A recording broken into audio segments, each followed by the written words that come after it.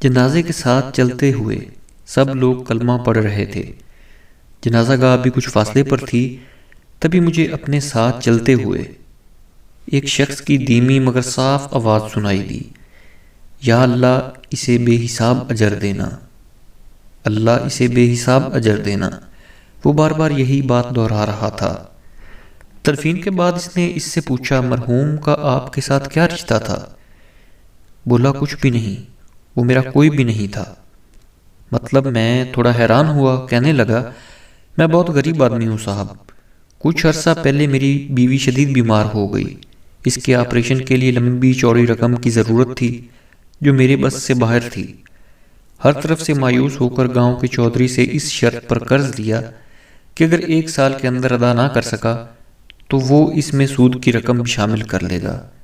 اس وقت میں دکھ اور غم سے نڈال تھا اور ضرورت مند بھی، اس لیے مان گیا، لیکن جلد ہی احساس ہو گیا کہ اتنی بڑی رقم تو میں کئی سالوں تک ادا نہیں کر سکوں گا۔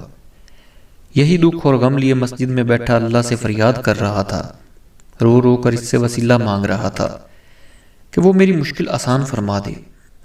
یہ مرحوم قریب ہی بیٹھا نماز پڑھ رہا تھا، اس نے شاید میری آہوزاری سن لی، پاس آ کر بولا، میں زیادہ امیر تو نہیں ہوں، لیکن وعدہ کرتا ہوں کہ اللہ کی رضا کی خاطر تمہارا قرض اتارنے میں تمہاری مدد کروں گا۔ اور پھر اس نے واقعی اپنا وعدہ پورا کیا۔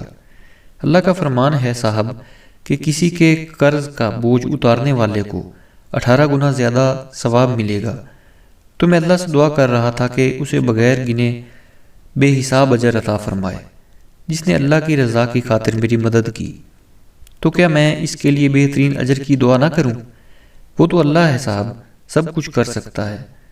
اور میں سوچ رہا تھا، دوسروں کو نفع دینے والے خود کب گھاٹے میں رہتے ہیں، چراغ سے چراغ یوں ہی جلتے ہیں۔